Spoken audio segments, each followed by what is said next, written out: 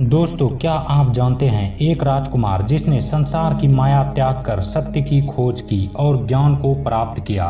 यह है गौतम बुद्ध की अद्भुत कहानी। नमस्कार दोस्तों, स्वागत है आपका हमारे YouTube चैनल पर। मैं हूं आपका दोस्त प्रीतम और आज हम बात करेंगे एक ऐसे महान व्यक्ति की कहानी के बारे में जिसने ज्ञान, शांति और अहिंसा का मार्ग दिखाया। यह कहानी है सिद्धार्थ गौतम की, जिन्हें हम सब गौतम बुद्ध के नाम से जानते हैं। तो आइए दोस्तों, जानते हैं उनकी पूरी जीवन की कहानी और उनसे जुड़ी महत्वपूर्ण जानकारियों को। सबसे पहले मैं आपको बता दूं कि सिद्धार्थ गौतम का जन्म 563 ईसा पूर्व में लुम्बिनी में एक शाक्य राजकुमार के रूप में हुआ था। उनके पिता राजा शुद्धोधन और माता महामाया देवी थी। जन्म के कुछ दिन बाद ही उनकी माता का देहांत हो गया और उनका पालन पोषण उनकी मौसी महाप्रजापति ने किया। राजकुमार सिद्धार्थ का जीवन महल में ऐश्वर्य और विलासिता से भरा हुआ था।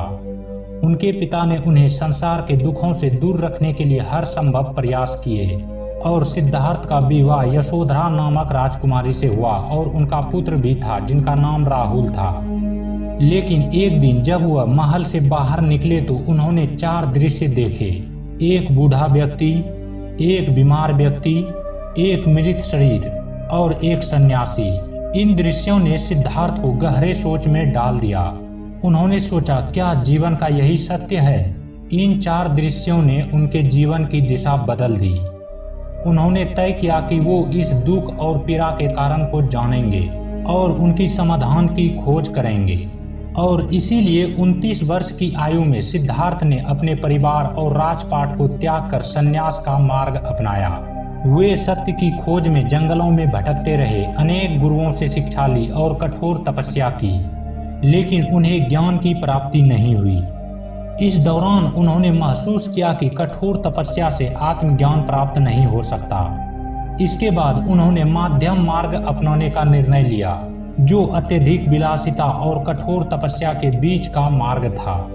और आखिरकार बोधगया में एक पीपल वृक्ष के नीचे ध्यान करते हुए उन्हें ज्ञान की प्राप्ति हुई और वो उसी दिन से बुद्ध कहलाए। बुद्ध, जिसका अर्थ है जागृत। ज्ञान की प्राप्ति के बाद बुद्ध ने सारनाथ में अपना पहला उपदेश दिया, जिसे धर्म चक्र प्रवर्तक कहा जाता है। उनके शिष्य धीरे धीरे बढ़ते गए और उनके उपदेशों का प्रचार प्रसार होने लगा। उन्होंने अपने जीवन के अगले 45 वर्ष शिक्षा देने में बिताए। उन्होंने अनेक स्थानों की यात्रा की और लोगों को जीवन की सच्चाई सिखाई।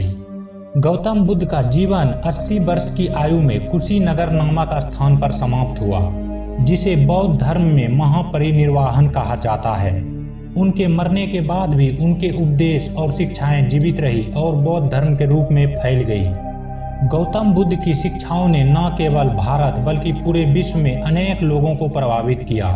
इसीलिए आज बौद्ध धर्म एक प्रमुख धर्म है जिनका पालन लाखों लोग करते हैं। गौतम बुद्ध ने हमें सिखाया कि सच्ची शांति और आनंद बाहरी सुखों में नहीं बल्कि आंतरिक ज्ञान और सत्य की खोज में है।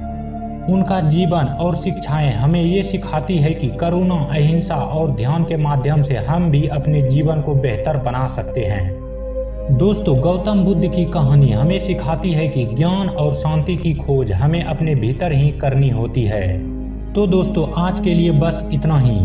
अगर आपको यह वीडियो पसंद आया है तो लाइक करें, शेयर करें और हमारे चैनल को सब्सक्राइब जरूर करें। अब हम लोग मिलते हैं एक नए वीडियो में एक नए इंटरेस्टिंग टॉपिक के साथ।